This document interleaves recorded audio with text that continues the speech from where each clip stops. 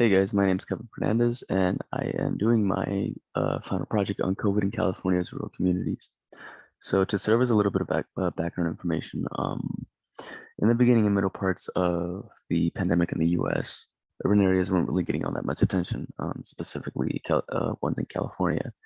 Um, it may not have appeared at the time, but they were just as affected by COVID just as much, if not more. Um, so Philip Reese, a researcher with Kaiser Health News, performed a data study from the time of March 2020 until November 2020. And he surveyed 25 of the 58 current counties that are in California, 25 of those being the least populated ones.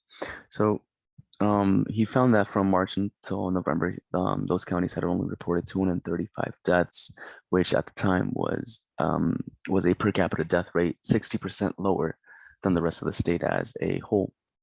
Um, so he went on to look into December and January, and in just 60 days, he found that those counties had reported 427 deaths. So that's a serious increase. And it's illustrated here in this image. We see March. There's not really that much. There's a little bit of a spike, but it dies back down, and then it really begins to speed up at the rate of the rest of the states.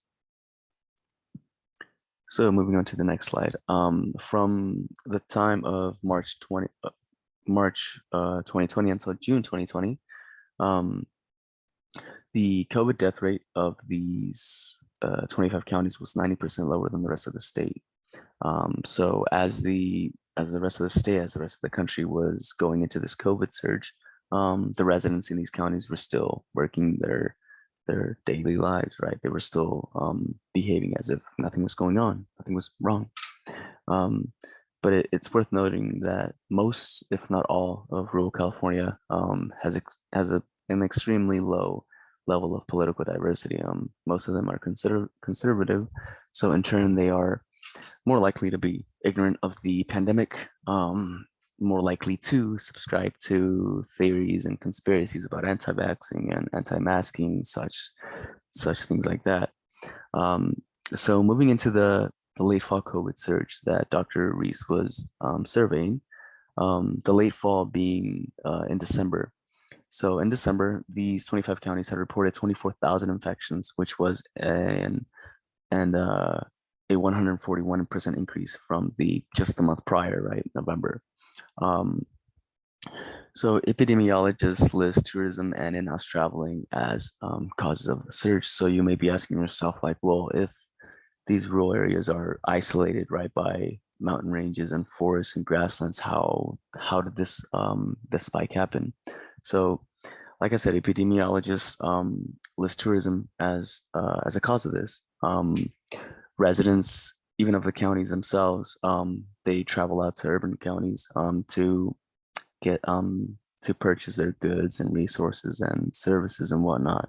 So that creates a back and forth exchange of the virus. And it's also worth noting that the most of these counties are the 25 counties are have large state prisons in them. So that's throughout the pandemic, prisons were a major hub for contracting or attracting COVID. Okay, so I kind of didn't want to make the the argument of how can we prevent COVID in these rural places, right? I kind of wanted to make it more about a question about the environment, right? Like how did these people come to be? Why are people in rural places so set on living by their own terms and not really relying on science and whatnot? So residents in urban counties like in Los Angeles, Orange, or Sacramento are usually, for the most part, Democratic, progressive. They lean more to the left. Yet there are so many conservatives in counties as such. So it's to me, I think it's more a question of an environment, right, where you're being raised up in that really kind of sets your how to say it, sets your mindset, for lack of better terms, of how you're going to perceive things such as the pandemic. So what truly is the difference, right? Um, I believe it's upbringing, experiences, familiar views, environment, such that we'll dig into right now. So in rural communities, there tends to be a lower diversity, lower rate of diversity, meaning that there's more confirmation bias within these people. As we see here in this image, rural counties as a whole have a higher share of older Americans than cities or suburbs, and most of these older Americans are white. So they are holding views that have been held since the 60s, 50s, 70s. And these views are remaining just about the same as time is going on because of the lack of diversity and whatnot. In urban communities, there's a high amount of diversity, right? We have people of black backgrounds, Asian backgrounds, white, Hispanic, Middle Eastern, so many that it kind of fills the melting pot, right, with so many different views and not just one set, um, not one set of how do I say it? You're not look or people in urban communities aren't looking at things like the pandemic through one certain lens, right? They have very many things to go off of, and because of that, people lean more tend to be more compassionate with each other in urban communities, right? They're more aware of how can how can I help myself to help others.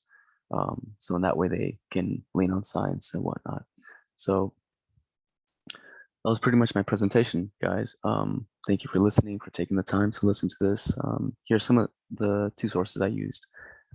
So yeah, thank you for listening and have a good day.